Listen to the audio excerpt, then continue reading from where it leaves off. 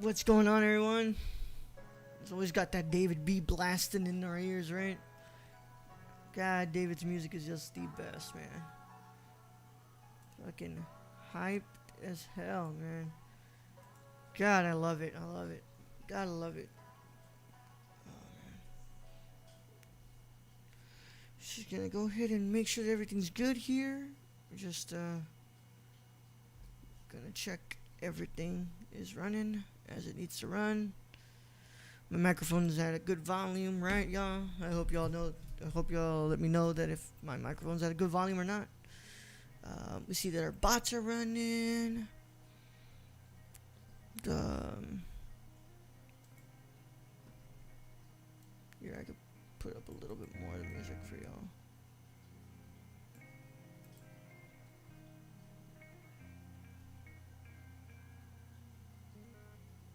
There we go. Alright. Tweets are out. Discord stuff is out.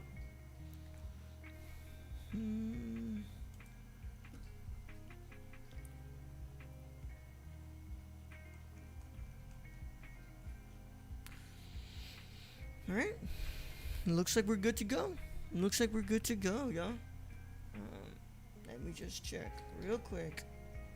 Just in case it didn't go through. If it's streaming talk shows and podcasts. Okay, good. Because I've had a couple of times where I've been streaming and it's like on Valorant, and I'm like, oh, I'm not playing Valorant.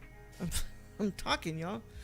But welcome back, everybody, to another episode of Between the Frames. As always, we've been as you guys know, we've been doing our little journey here through the. Hold on. Oh, that's fantastic. Love it. Love it. Let's go. Disconnected my headset. That's awesome. Let's hope that everything... Okay, there we go, yeah.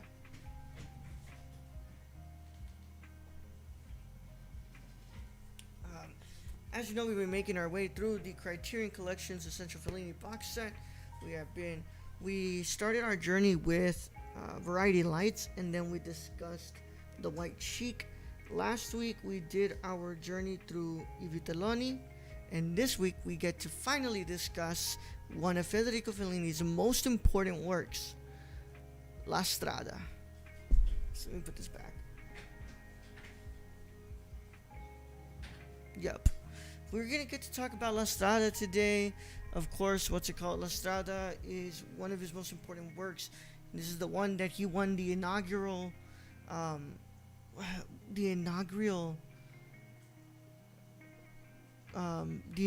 Best Foreign Language Academy Award for. This is one of 4 Academy Awards for Best Foreign Language, and also, this is recognized as one of his most pivotal works. It's where he really started to launch himself as his style of Fellini-esque, and we are getting there now into like looking at really the work of Federico Fellini as we know him, as we know his work of stuff like Nights of Cabiria, La Dolce Vita, 8.5, and all these other films. So this is a pretty important work. I'm gonna be reading all like the factoids and stuff in a bit, but I want to go ahead and get that I want to get that that Criterion description from the set, because I really like that. I really like when Criterion's descriptions for this stuff. So if anybody who's in chat can let me know if my microphone levels are good, like my microphone audio is good, if it's mixed well with the music audio, because I'm coming in just a little bit under yellow. So just want to know if everything's okay, if I need a bump up my volume or lower the volume down on the music. But let's get going. Let me go ahead and read to you all the Criterion.com's Criterion.com's description of this. There has never been a face quite like that of Giulietta Massina. Her husband, the legendary Federico Fellini, directs her as Gelsomina in La Strada, the film that launched them both to international stardom. Gelsomina is sold by her mother into the employ of Zampano, Anthony Quinn, a brutal strongman in a traveling circus. When Zampano encounters an old rival in high wire artist, the Fool, Richard Basehart, his fury is provoked to its breaking point.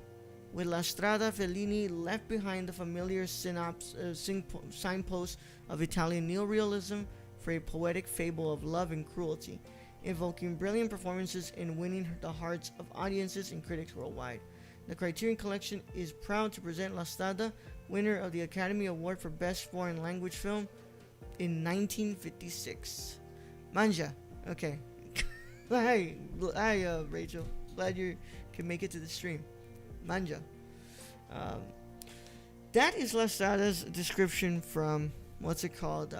From Criterion.com's the whole thing for the Essential Fellini box set, and yeah, this stars the incredible Giulietta Messina, who we had seen before in Variety Lights. We had seen her in, I believe, in The White Sheik. She was in The White Sheik. Yeah, she was in The White Sheik. She plays Cabiria in The White Sheik in a little cameo that she makes in the film. But IMDb's description of this is: a carefree girl is sold to a traveling entertainer, consequently enduring physical and emotional pain along the way. So, of course, we have Anthony Quinn and Richard Basehart at the forefront of this film, along with Giulietta, and that's what's it called. Federico, took them and dubbed them with Italian voice actors to go ahead and give them, the look like if they're speaking Italian, because both of them did not know how to speak Italian, and they didn't speak Italian very well. But he got people to dub them.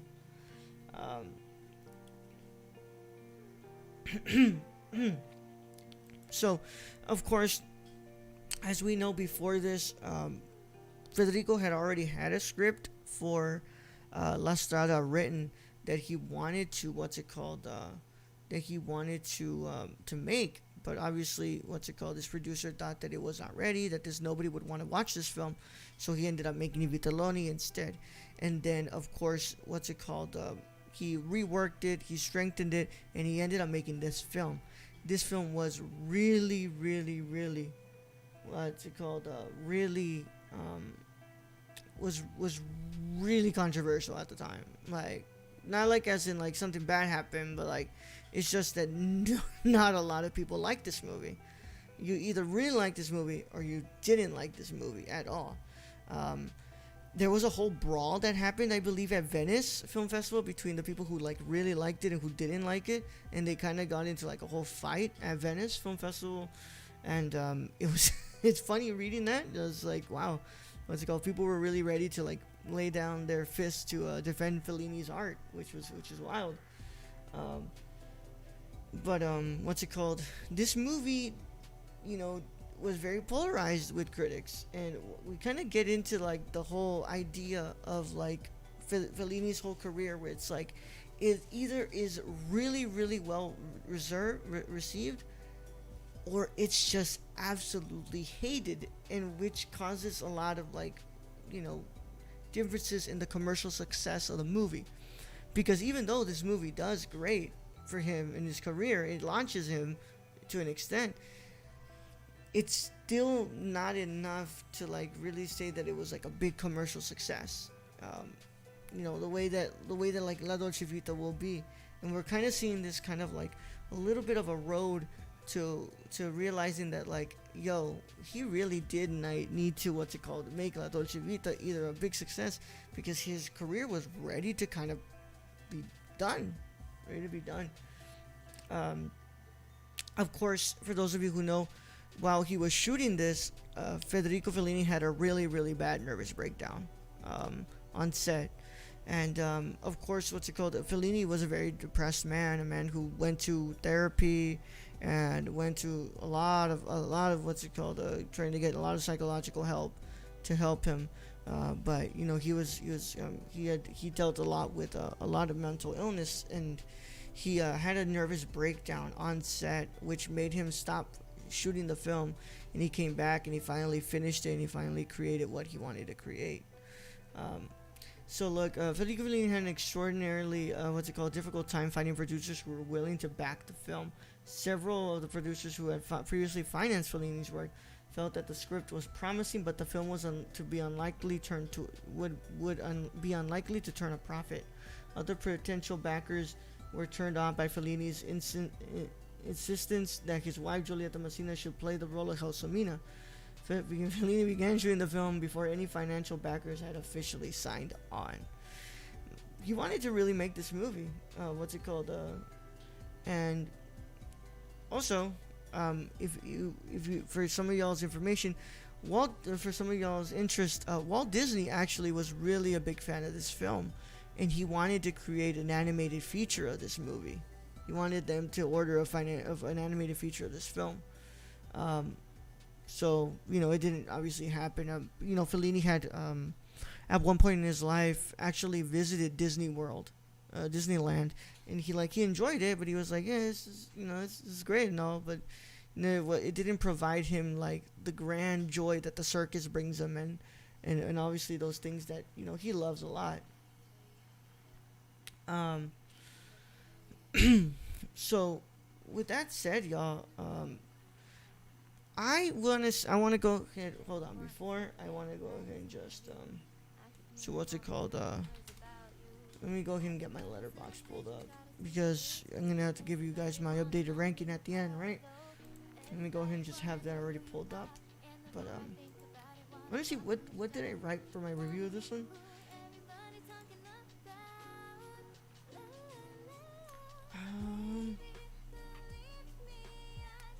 What did I write for this review?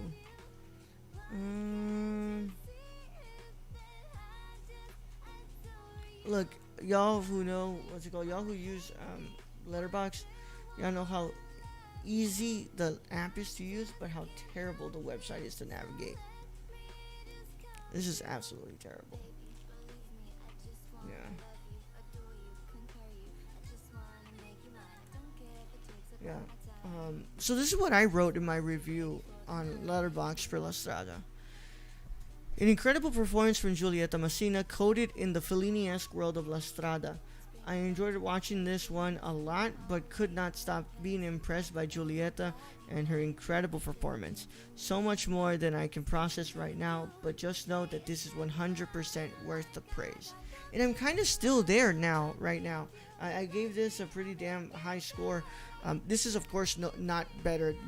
Giulietta's performance here is incredible, but nothing tops her performance in NZXT. You know, her performance in that film is absolutely incredible. I mean, it's beautiful.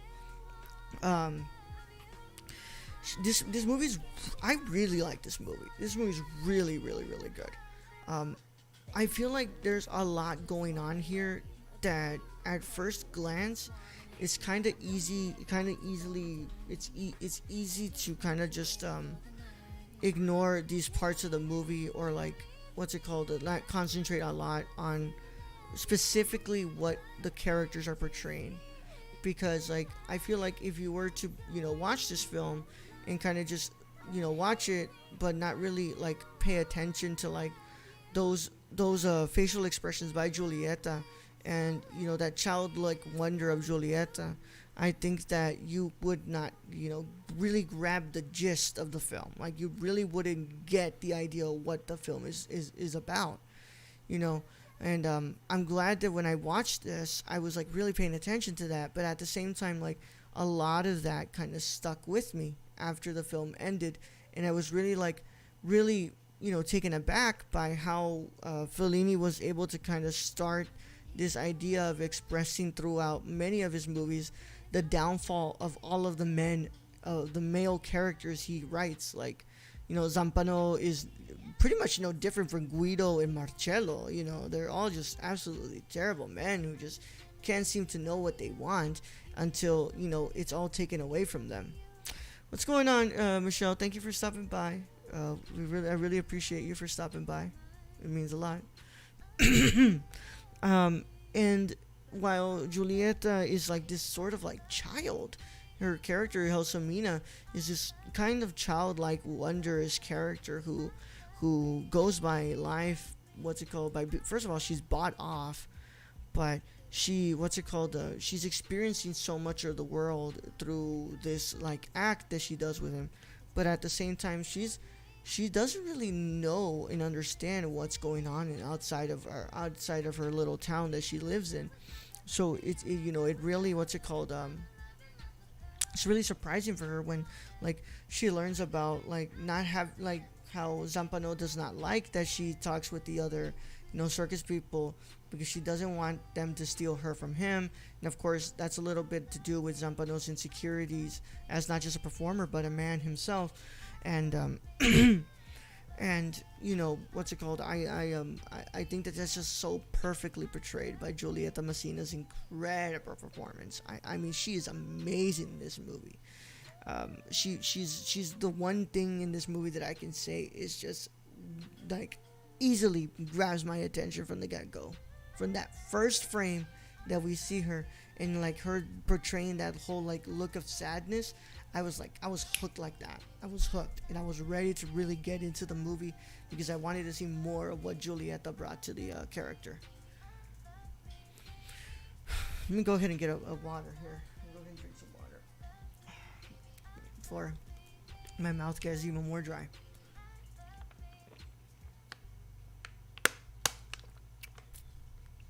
Oh man. But yeah, I thought that that she was incredible. And then of course the beautiful cinematography, and the incredible score from Nino Rota. Oh my god, that score is infectious. It is beautifully composed. It's everything that Nino knows how to do, right? And this is really when Nino like steps up that fucking game like a lot. Like he knows what he's doing here, and he's making that very like circus inspired kind of score, but it's also really like it's very mythical. It's very fantastical. So it's so repetitive but so infectious. And the score, it makes me wonder whether the score makes the movie or the movie makes the score. Excuse me. Because it's such an integral part of the movie that Nino Rota is so integral to Federico's career. And I loved every minute of watching this movie because of that score specifically as well. I just that score is just beautiful. I love it so much, especially like that note, that song that Giulietta keeps playing within the film, and just how beautiful it sounds, and just how incredibly composed it is. Of course, this one I was very, very, very surprised. I don't know exactly who did the restorations for these beforehand. So like once you start the films, and the ones that are actually restored are the ones are told like before the actual film starts. The Film Foundation, Mr. Martin Scorsese's Film Foundation, actually ordered this one, and they oversaw the restorative process of this one. And of course, if you know Martin Scorsese, you know that he loves this movie. This movie is one of his favorite movies of all time. It's one of the most important movies to him. He very much adores this one, and it's one of his favorite Fellinis. So I want to say that the restorative process is beautiful. Oh my god, this movie looks amazing. So I don't know, because I watched this with Rachel. I don't know what Rachel saw in theirs, because what's on the Flex Zone is the old restoration of La Strada. Because what I watched looked beautiful. Like those contrasts were so clean, and the audio was so clear. It was beautiful, beautiful, beautiful.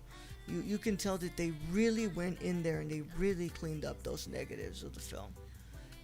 And I just, of course, you're gonna get that when you get the man who like loves Fellini more than anything in Scorsese, and he orders that restoration.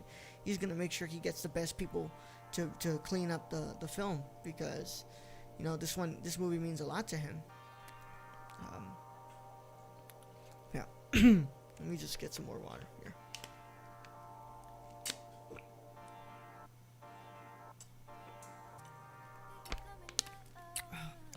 Michelle, how are you doing today? Hopefully you're doing well and having a good time. Put that right there. Oh my god. But yeah. I also really enjoyed, you know, how we still kind of we don't get some water in them lips before they get chapped. Shut up.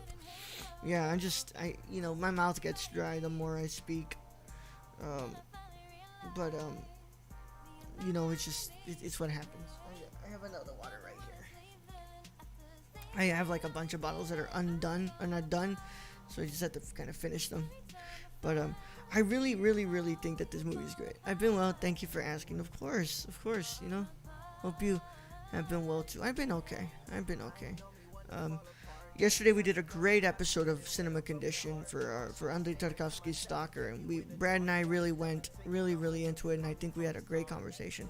The episode, I believe, is like an hour and 44 or 43 minutes long. It's a long one, y'all. It's a long one, but it's a really good episode. You know, you still get that 5-minute break in between, but we did a great job doing that episode. And I had actually watched this one before I watched Stalker. I had watched La Strada before. It's so cool, but it's a great movie. Yeah, it's a great movie, so it deserves that long conversation that we had to talk about. So that's available right now for patrons over at patreon.com/nerdcore. And of course, the public gets to listen to it on Wednesday on anchor.fm/the cinema condition.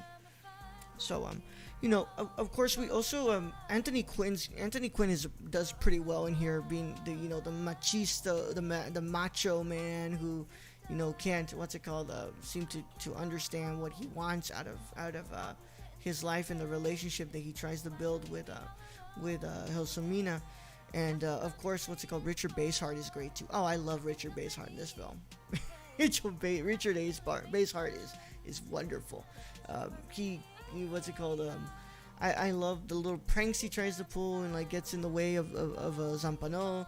But you know, Anthony Quinn's character, and it's just I love Richard Basehart in this film. This is actually one of the only films I watched of Richard Basehart, if I'm correct.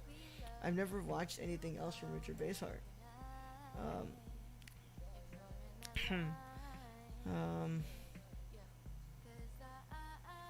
I'm trying to see if there's anything else like fun facts I could do before I like really kind of like get into like some of the other stuff that I wanted to talk about.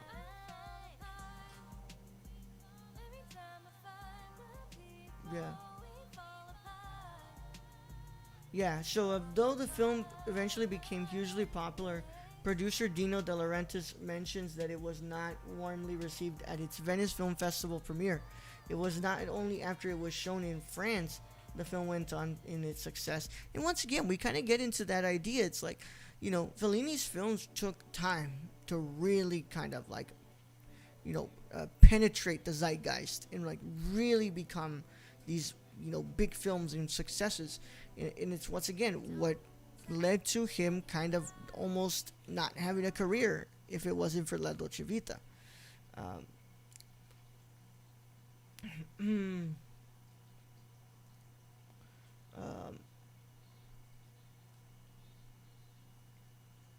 Oh, I just noticed my headphones unplugged. That's fantastic. But let's see if there's anything else. I know that you know, Fellini had said that like he wanted nobody else to play Helsomina, because literally Giulietta's face like perfectly was round and encapsulated like what he pictured for Helsomina. I believe this is also the second to last. I think like I think Bidone and Cabiria are the last movies that Dino does with, or I think it's Bidone, because I don't think Nights of Cabiria is produced by Dino. Of course, with Bidone, he you know, people love Bidone later on, but Bidone did not do good. At all. Yeah, Cabiria was done by Dino. and after that is when he what's it called he separates from working with what's it called working with Fellini.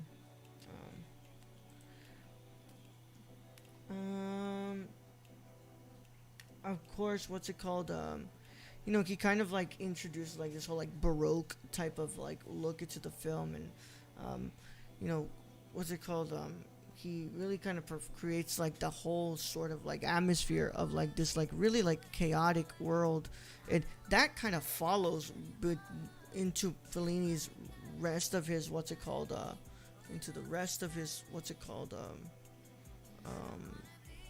sorry, I thought I had something on my headset, but no. It follows more into Fellini's filmography. He does this more and more. Like, he creates like this very chaotic world where his characters, can't seem to navigate the world that they live in, but they have these things that kind of like keep them anchored down and really, make living worthwhile. Whether it's the circus, whether it's the sense of community that you'll find in like Amarcord, there's still something that keeps these characters from wanting to keep going.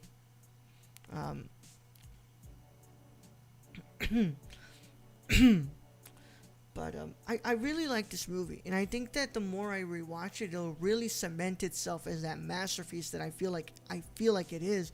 It's just at the moment, like, I watched it, and just at first I was like, I'm gonna go ahead and give this one just 4 stars, and I had initially given it 4 stars, but the more that I thought about the movie, the more that it came coming up to me, and the more that I just kept thinking about Giulietta Messina's character, and all these moments within the film where like that whole part where she leaves she leaves Zampano, and she goes to see the performers, doing the tightrope and all that. Like, that part is just so beautiful, man. Like, you see Giulietta's face just absolutely enthralled by what's happening, and she's just so she's so surprised and amazed at what's going on. And it's like you're kind of having this person who just knows nothing about the outside world, because she's stuck at her town, because she's just kind of trying to make money to support her family, and she's trying to stay pretty anchored to that. And once she's like bought and she's able to like experience more of the world, she becomes more interested in what she wants. And of course, what she wants is to continue being an artist, but also she wants Zampano to open himself up to really to really portray himself as a caring person to her. But but Zampano is just as far gone, as anybody else at the time, and he realizes too late exactly what he wants, because Gelsomina dies, and he in such a beautiful ending scene of him going to the beach and realizing that everything kind of tumbled down and he has nothing left, because he goes down on his knees and he like cries. It's so different from that final scene of La Dolce Vita, where Marcello's on the beach and he waves goodbye to like the little girl who he had met at the villa, and and he we kind of get that idea of how he's so far gone, and there's no really regret, kind of just an understanding of like, this is who I am now. Whereas in this film, there's just an incredible sense of regret from Zampano on the beach, because he realizes like he really only wanted to be with Gelsomina and to continue working with her, whether that meant being with a circus company, or being on his own with Gelsomina. All he wanted really was to just continue to be happy with her. And I really like this film. I gave it a 4.5 out of 5 on Letterboxd, and I think that it's gonna stay there for now until I possibly rewatch this film. But I've got to say, this is definitely what my so far my favorite restoration on the collection, on this Essential Fellini collection. It's beautifully restored. They did some amazing work with this one, and I really do appreciate how the care and love and the tenderness that went into from the Film Foundation to really kind of make sure that this movie was restored to its max potential. So let's go ahead and look at what I've got here. As for here, I'll show you all. What's it called? My ranking.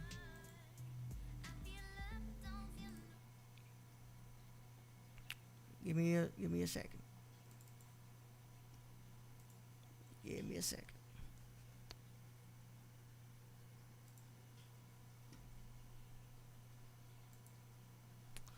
Alright, let me just go to my... By the way, if you ever want to follow me on Letterboxd, my username is the Nerd Chicano on there. I do a lot of really cool stuff. Here we go. So this is my ranking at the moment for Federico Fellini. So of course, at the bottom we still have The White Sheik. We have Toby Dammit at number 10. At 11 we have The White Sheik. At 10 we have Toby Dammit. At 9 we have we have Fellini Satyricon. At number 8 we have Variety Lights. At number 7 we have I Vitelloni. And coming in at number 6 we have today's film that we're discussing. We have La Strada at number 6 with 4.5 out of 5. And of course my top 5 still stays the same. Fellini's Roma at 5, La Dolce Vita at 4, Amarcord at number 3, Nights of Cabiria at number 2, and 8.5 at number 1. It's really tough for me to really honestly switch any of these. Like these, I feel like are probably going to stay the same when we're done here. But I don't know. Maybe there's going to be another one that I haven't watched that really, amazes me the way that I'm being amazed right now by La Strada. So, hopefully, our journey through this, is great. Because I really enjoyed this movie. I think that there's so much being said and being done within this movie that is just so beautiful and so well crafted. And go back here. So, let's go ahead and get ready to get out of here.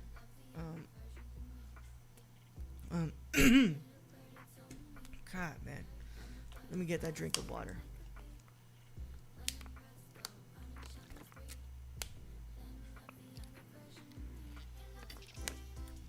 Oh, man. But, I gotta show you this one, Michelle. This one was pretty damn good. But when we get together, I gotta show you because I have it on Blu-ray. You can actually watch this one on the streaming service. I think you can watch it on Criterion channel actually. But I really want you to see how beautifully restored this one is. So I want to show you it on my TV. But yeah. God, also y'all what's it called? We're getting pretty close. We're getting close to July. Soon. We're gonna get there to the Criterion sale. So, if you next time I'm in town, we'll have a movie. Yes, of course.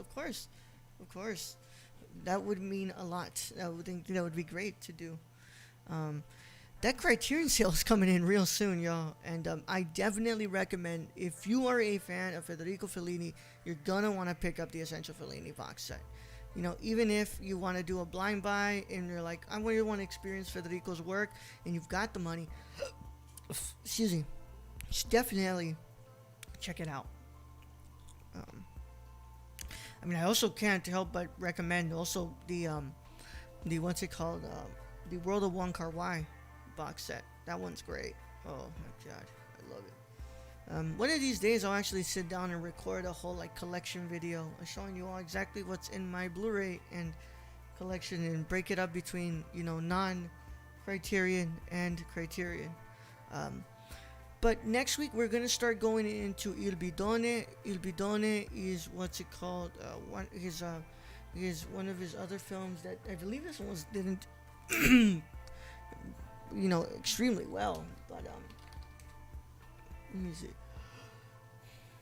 Oh, it's available for free on what's it called, on Amazon Prime. Il Bidone, The Swindlers in English. Again, it has Richard Basehart. It has Broderick Crawford and Giulietta Messina.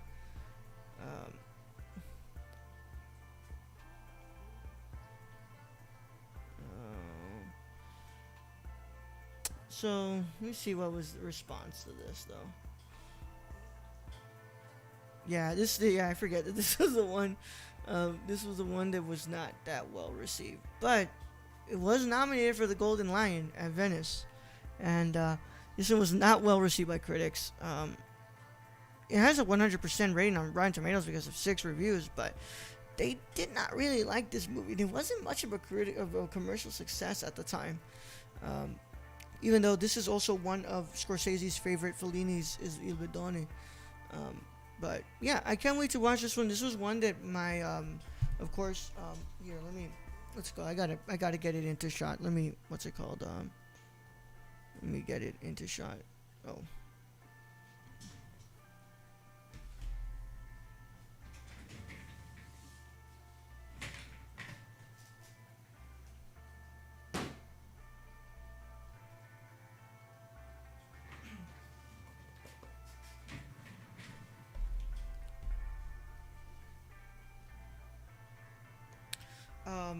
This is what's it called? Il Bidone is actually one of the films that my wonderful professor and mentor, Alessandro Carrera, recommended me. Of course, Alessandro Carrera wrote this incredible book, Fellini's Eternal Rome, Paganism and Christianity in the Films of Federico Fellini. Incredible book.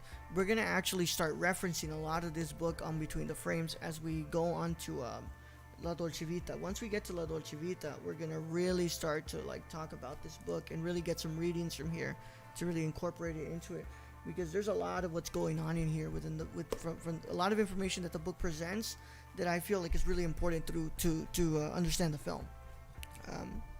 But incredible book.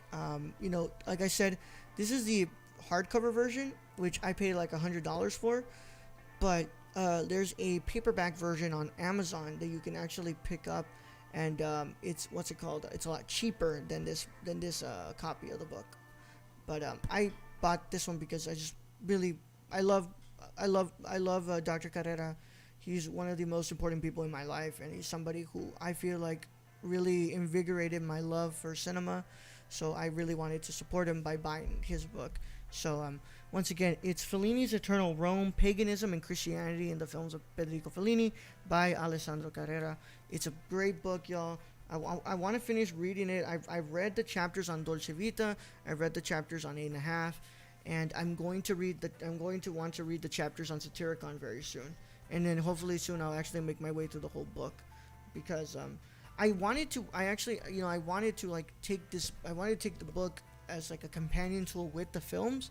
So like once we get to when we get to Dolce Vita, I'm probably gonna read the chapter on Dolce Vita and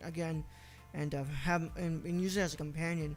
The other first 2 chapters, they look at really the trilogy of faith with Rossellini. So you're talking about I believe it's Rome Open City, Paisan, and Germany Year Zero. But I may be wrong there. But I really did. I will say though, I really do enjoy this book.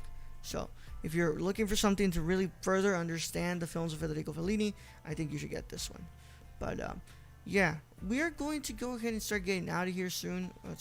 Unless anybody, has anything to say in the chat. They want to know about the movie, or they want to know about what I've been up to. I really can't speak much about before I leave, but I can. ¿A qué hora sales? A la hora que tú quieres. A la hora que tú quieres. I love that Michelle is using my Spanish tag, on the stream to good use. ¿A qué hora sales por el pan? Cállate, Michelle. A la hora que tú quieres, mami. A la hora que tú quieres. Oh man. But on Wednesday we will be having Nerdy Chicano Live. I wonder if Michelle would be down to come on for Nerdy Chicano Live on Wednesday, because I have nobody booked this week to come on, because she's been mad at me that I haven't had her on.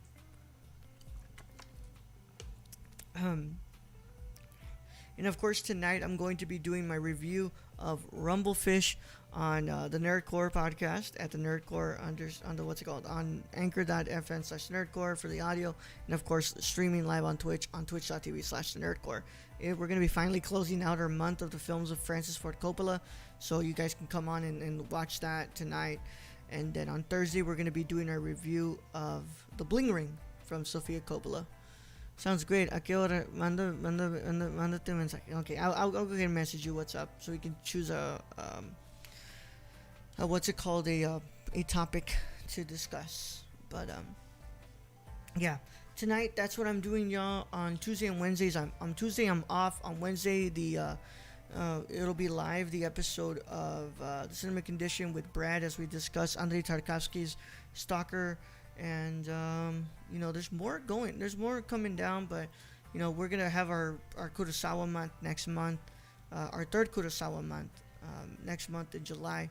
So things are ramping up, and I'm having a lot of fun being able to make these things for y'all. Of course, I'm having so much fun doing these between the frame episodes, and soon I'll have as always, y'all, what's it called, there is the chance for you all to come on if you want to discuss any of these films. Our next one is Il Bidone, so if anybody wants to discuss Il Bidone with me and feels like they really want to talk about it, you guys can come on. You just send me a message at the Nerd Chicano on Twitter or on Instagram. If you're in my Discord server, the Nerdcore Discord server, just private message me on Discord. You can talk to me. I'll have anybody on as long as you're able to discuss the film. And with that said, well, I gotta go, but I'll text you later. Alright, thank you so much, Michelle. It means a lot to have you here. I'm gonna go ahead and see if anybody's streaming so I can raid, and we are gonna go ahead and get out of here. I hope David doesn't come in at the end, because you did that last time, and it sucks for David to be here and I have to end the stream.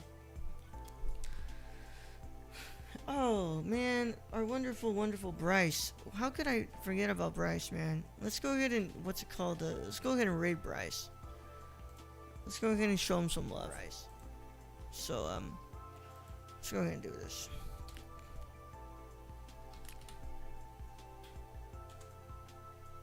Brown Bryce 96.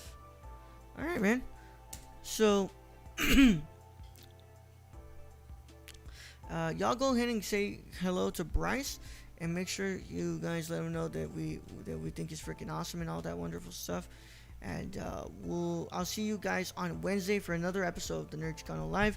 With that being said, I hope you all have a wonderful night, wonderful day, and I'll catch you guys later tonight for our review of Rumblefish from director Francis Ford Coppola on twitch.tv/the-nerdcore.